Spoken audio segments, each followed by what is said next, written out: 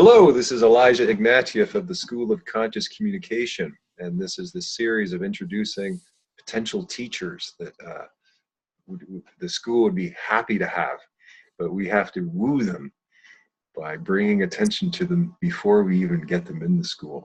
So this is Yogi Shambu, and he has been a friend for quite a long time, and I have admired him greatly for the work that he does and for what he brings into the world, and he is an expert on helping people with their emotional problems. And I think that this is something which is a huge need in the world right now. And so I'll ask my first question to Mr. Yogi Shambu. What is the biggest problem you find you are helping people with these days in the world? Thank you so much for having me on. The biggest problem that I find is emotional overwhelm. We are in an all-you-can-eat buffet of sensory experiences, and even if there is more wonderful things in front of us to consume, to interact with, to create with or from, we're full. We're full, and our experiences are, at first our senses are being dulled, and then we're ultimately starting to actually find ways to subconsciously push away from interacting with people, and we start to seek individual alone time without necessarily doing it in a conscious and proactive way. So we're waiting for overwhelm to take over, and we are finding ourselves subconsciously seeking out that time alone. And so what we'll oftentimes do is shut down and cease to be passionate, cease to really be active. And so we'll go to a passive place and not fully do what we have to do to feel fully emptied when we are alone. And so it really is a management issue, the management of schedule, because we can take our instruments of stimulation, mainly our computers and iPhones, anywhere now, even into the bathroom. And so we have to be able to schedule when we're going to be stimulated, when we're going to be sedated, when we're going to be open, and when we're going to be closed. And that natural breathing of a lifestyle needs to be reinstated for most people. What do you mean reinstated? I believe that there was a natural process, especially when we didn't have tools for contact readily available all the time. When you left the house, you oftentimes left without your phone. So even if you were driving, for example, you would have a moment alone. The mind stays constantly on alert, aware that it may be reached out to when the cell phone is there. And so those natural time periods when we are alone, if we left work, we would leave work. And even if we had high stress jobs, oftentimes we were still leaving work. It's a demarcation, and we're going into our private life, our zone. That gave us a strong message to relax, a strong message to go into a secondary stage or functioning of our mind and our body. And so it's like we were eating all the time, and our digestive system never gets a rest. When we step away from the phone, when we step away from the computer, when we are alone with our family or completely alone, then we are in a place of that rejuvenation. Mm-hmm. You told me one of the last times we spoke something that was very, very relevant to me, and I asked you how you were such a loving man, and you responded with, it is because you have a personal practice.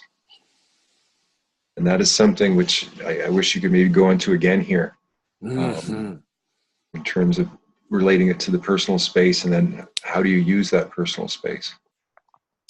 I schedule in times where I can be in a place of cultivating, emptying out, tending to, much like how a farmer would tend to fields, his fields, her fields that she is caring for. She's tending to every single day.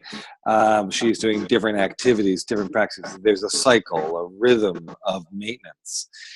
Our own body, our own mind is exactly the same way.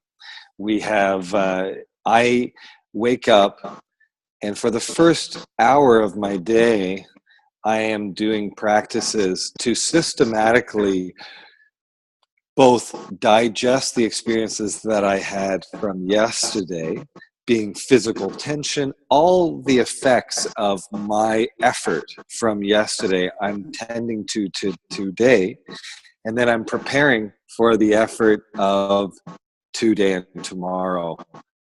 And so I'm in a constant cycle of dealing with what has been and what is going to be.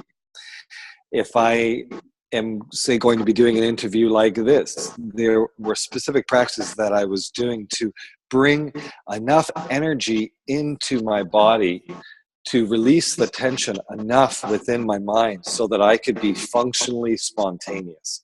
My goal is to be able to train myself so then I can actually be the spontaneous person that I want to be, that I can really show up with power and with ability. And that takes opening up my body. It takes inducing breath into my body so that my body is then fed with the fuel it needs. And then to draw my attention away from my nagging needs and into pure, simple awareness practices, sensory practices. So simply smelling, simply tasting, simply feeling, seeing. These sensual practices mean that this diffused mind space that I have, that most people have, including myself, has the opportunity to touch base and centralize itself. Once it's centralized, then we have the chance to be spontaneous with power. And so it's taking what is really spread and centralizing it for just moments in the day.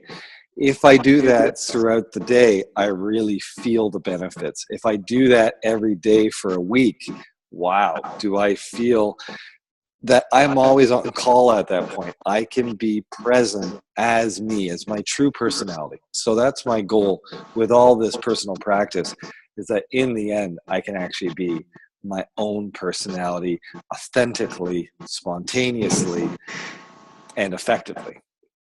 So do you find with your clients that are any of them doing this? Is this some big thing for people to have a personal practice every day in the Western culture? Definitely. People are oftentimes aspiring to it. One of the main things that I hear from people is, I have all these different difficulties. Oh, I wish I had a personal practice. And oftentimes the biggest block to their personal practice is that they've taken a big meal of practice and they actually don't have the appetite for it. Because the more you practice, the more appetite you have for practice. There's a momentum, there's a magnetism that draws you into practice.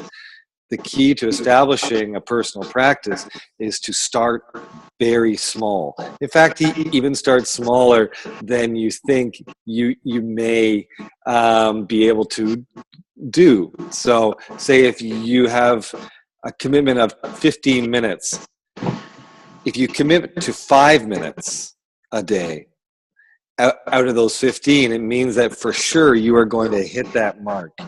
And if you keep hitting that mark, if you keep satisfying that commitment, then your body is going to start to tell itself, I am the type of person that does practice.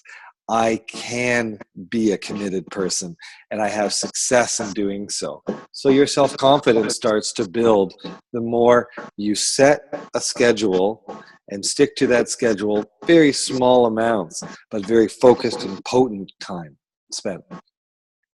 Okay, well, thank you, Yogi Shambu. This is just a little taste of what Yogi Shambu can do. And School of Conscious Communication honors you as a very gifted teacher in the community. Thank you so much for doing what you do. We We are in such a need of that. Bye. Bye. Bye.